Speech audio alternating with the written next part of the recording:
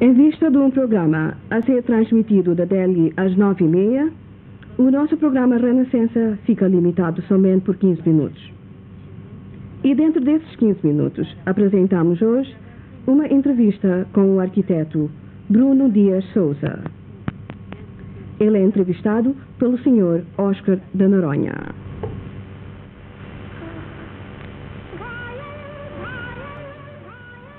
Da arquitetura tem a tendência para ver a arquitetura como uma atividade mais ou menos diletante.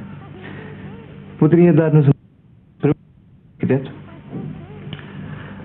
Bem, disse que a profissão do arquiteto é a segunda mais velha na história da humanidade. Vem já dos tempos em que o homem saiu a viver fora das grutas e caves que encontrava na natureza e começou a criar o seu próprio ambiente para se defender dos elementos e para proteção contra outras forças da natureza e do próprio homem. Através da história, a arquitetura reflete o desenvolvimento do homem, da sua civilização, arte, ciência, tecnologia, cultura, os grandes acontecimentos políticos e militares, as grandes épocas do progresso e declínio das civilizações, etc. As preocupações de um arquiteto estão, portanto, diretamente ligadas à situação contemporânea, à época em que ele vive e atua profissionalmente. As páginas da história estão escritas em grande parte na arqueologia, onde, removendo as várias camadas das intempéries do tempo, buscamos, cavando a terra ou nas ruínas, história e cultura contemporânea daquela época. As preocupações do arquiteto contemporâneo são, portanto, tão complexas como os temas atuais, adicionando-se à perspectiva da consciência e percepção do passado histórico. Sim. Portanto, vê-se que a arquitetura está ligada com grandes mudanças na sociedade e tem uma responsabilidade muito grande. Mas hoje está-se a notar na arquitetura o seguinte, uma talvez inevitável internacionalização da arquitetura, o que infelizmente faz com que todos os lugares e espaços se pareçam uns com os outros. Sim, sim. Isto é claro. Existe de facto uma internalização da cultura, intercâmbio comercial, expansão da indústria e principalmente de meios de comunicação e transporte. Evidentemente, isto reflete na arquitetura e feição urbanística. São as fábricas que, quer sejam para fabrico de automóveis na Índia ou América, obedecem a um mesmo sistema de produção. É o mesmo com os edifícios para escritório e construções, a massa de habitações, etc. Os materiais e os métodos de construção também são universalizados e portanto, isto reflete na internacionalização da arquitetura. Porém, isso não justifica a falta de visão e imaginação que tem resultado em monstruosidades em nome da arquitetura moderna.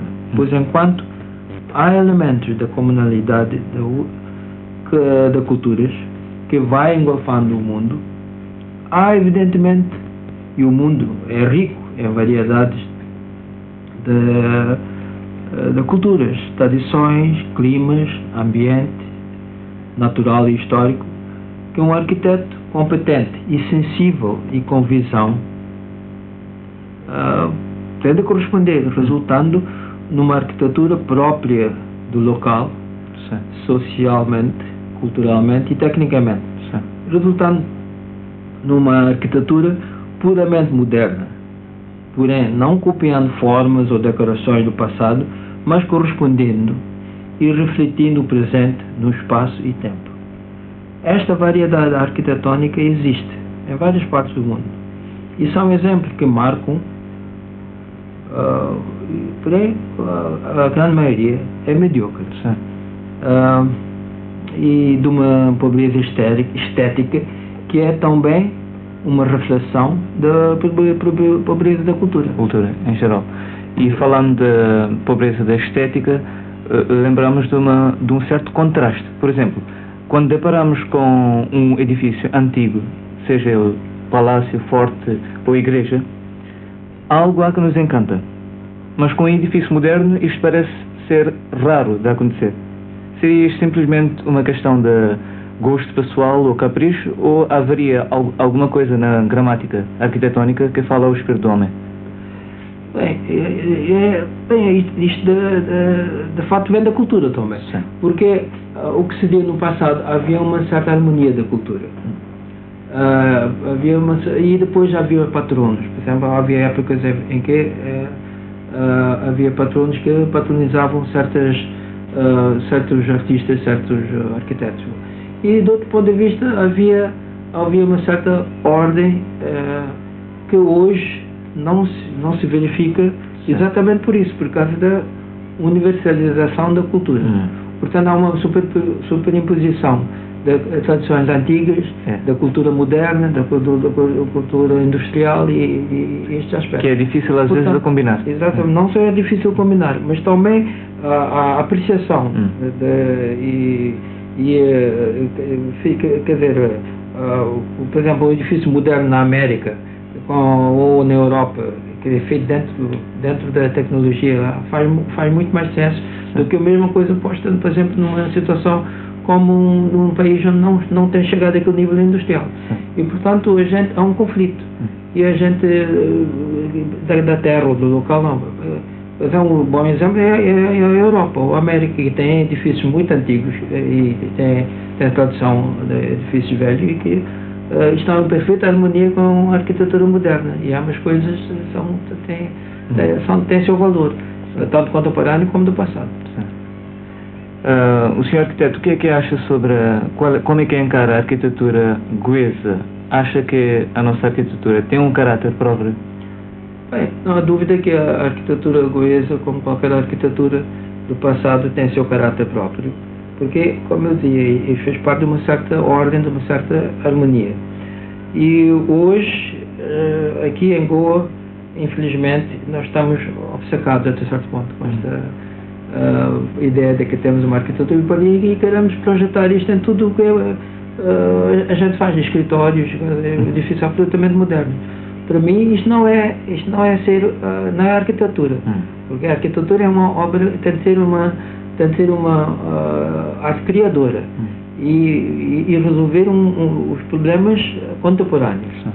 Agora, há aspectos locais de clima, de tradição e coisa, mas não é copiar os elementos, é o que está a passar em Goa. É por isso que acho que em Goa nós não estamos a seguir, não há exemplos de uma grande arquitetura que merece ser marcado. Sim, mas há certos elementos que vale a pena conservar, não? Por exemplo, o telhado. Sim. O terraço aqui tem-se provado uma... Não, eu acho que não se deve pensar em termos de elementos. A arquitetónica, como arquiteto, eu acho que é resolver o problema do clima. Agora, o problema do clima não se resolve só por telhados. Portanto, aquilo é uma solução muito superficial, digamos assim. E aqui tem-se feito muito boas obras, há exemplos, onde não se tem usado telhado. Isso é muito bom exemplo da arquitetura. E, portanto, é este aspecto que eu acho que nós devemos ter mais cuidado. Mas a certo ponto, é a nossa cultura aqui que acho que está um pouco confusa. E portanto, nós temos tradição, mas não é necessário copiar aquela tradição. E, portanto, como é que acha, qual é a função, por exemplo, da conservação? Como é que encara isto? Não, por isso, a conservação é um aspecto muito importante, que é muito...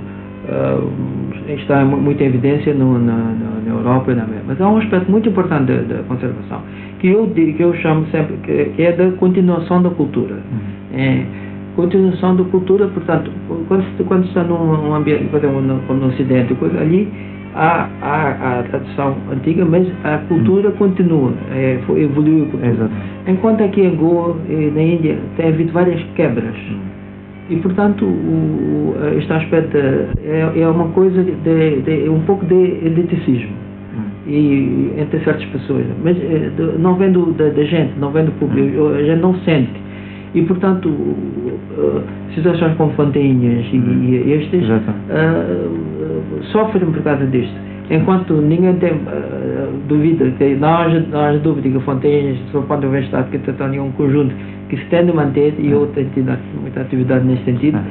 Mas é difícil, no sentido de que não há um rapport da gente e das forças, especialmente dos que estão no poder.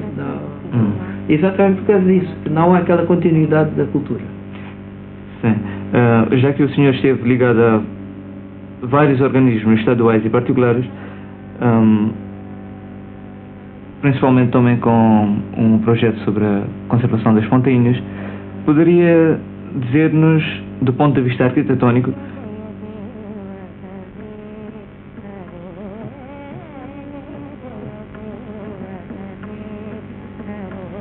Escutaram a entrevista com o arquiteto Bruno Dias Souza. O entrevistante, Sr. Oscar de Noronha. E assim findamos Renascença. Boa noite.